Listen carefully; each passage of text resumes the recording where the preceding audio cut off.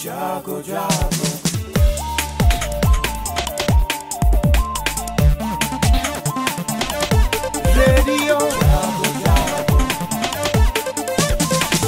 Radio जागो 90.4 FM।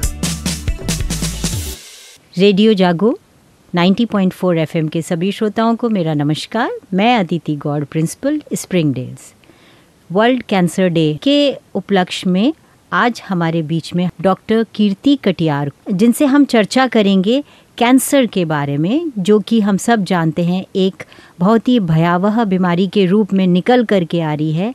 तो हम बात करते हैं डॉक्टर कीर्ति कटियार से। रोकथाम की बात करते हैं हम डॉक्टर साहब। क्या जीवन शैली इसके लिए बहुत ज़्यादा रिस्पॉन्सिबल है? व्यवहार, विचार, जीवन शैली, एक्सरसाइज, योग, प्राणायाम, क्या ऐसा हम करें कि हम इसकी रोकथाम के ऊपर ध्यान कर सकें? एक तो नॉर्मल वेट मेंटेन करना है जी।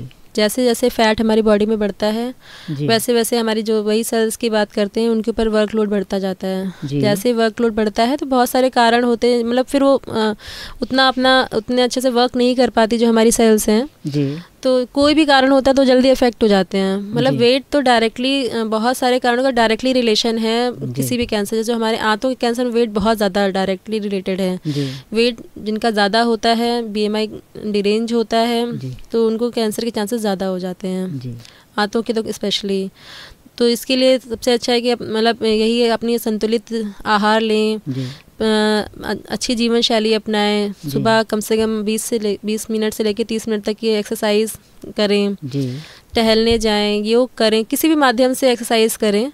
तो सबसे ज़्यादा तो और बाकी खाने पीने में आजकल तो इतनी ऑर्गेनिक चीज़ें आ गई हैं कि केमिकल से बचे जितना हो सकता है। जितनी भी केमिकल प्रोसेस्ड फूड होते हैं जो बाहर मिलते हैं, जो ओवर कुक्ड होते हैं, जो बार बार तल के जो तेल जो होता है, जिससे बाहर की जो तली हुई चीज़ें होती हैं उसमें जो केमिकल्स बन जाते हैं, वो करते इतने वो ज़्यादा केमिकल्स, इतनी ज़्यादा वो मतलब कैंसर कारक हो जाते हैं कि उनको तो अवॉइड ही करना चाहिए। तो इन सब चीज़ों, बाकी तो स्मोकिंग तो है ही है, आप धूम्रपान छोड़िए, आप शराब छोड़िए, आप मतलब अच्छी जीवन शैली अपनाइए, ध्यान में योग करिए, ध्यान लगाइए। तो इन सब से तो फायदा होता ही है। जो हमारे हाथ में है वो तो हमें करना है जी। बाकी तो फिर जिन कारणों को हम नहीं कुछ कर सकते, जैसे हार्मोनल है या जेनेटिक्स है, उनके लिए तो हम लोग कुछ नहीं कर सकते हैं। लेकिन कुछ रोकथाम के लिए, कुछ कैंसर्स के लिए जैसे वैक्सीन्स भी आ गई हैं जी। जैसे कि ये सर्वाइकल कैंसर के लिए जो वैक्सीन आई है, गार्डासिल करके जो वैक्सीन है HPV वायरस के लिए, लेकिन उसका यही है, उसको 9 to 10 ईयर्स पे ही आपको बच्चे को, फीमेल पार्टनर को, मेल को भी सकते हैं, फीमेल पार्टनर को देना जरूरी, क्योंकि इफेक्ट वो होता है मेल को भी दे सकते हैं।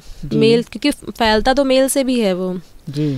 मेल को भी मतलब सेक्सुअल संबंधित जो कैंसर्स होते हैं वो भी मतलब उससे रोकथाम होती है।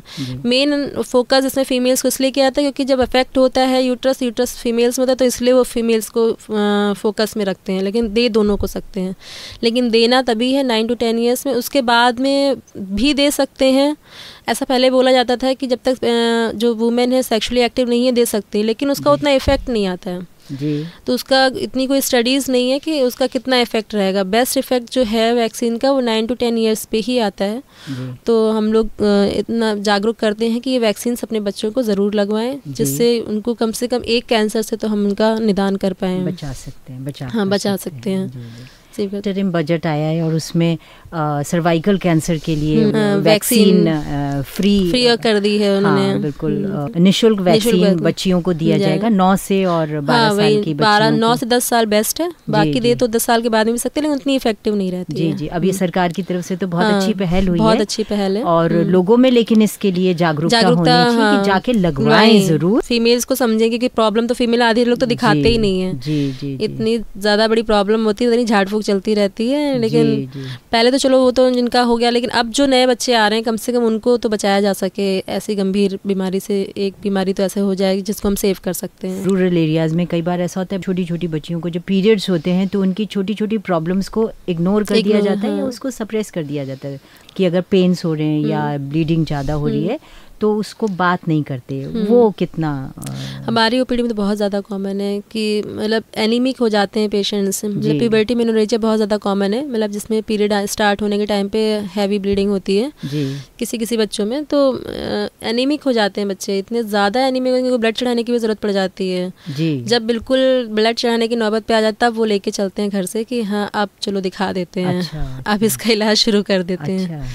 जागरूक होने की ज़रूरत तो बहुत ज़्यादा है, बच्चों को भी इग्नोर ना करें मतलब। जी बिल्कुल बिल्कुल, इसमें कोई छुपाने की या कोई शर्म की बात नहीं है। खुल के बात करें, अपने डॉक्टर से बात करें और माताएं अपनी बच्चियों से बात करें कि समझें उनकी परेशानियों को समझें, क्योंकि उस दौर से माताएं खुद भी गुजर चुकी हैं।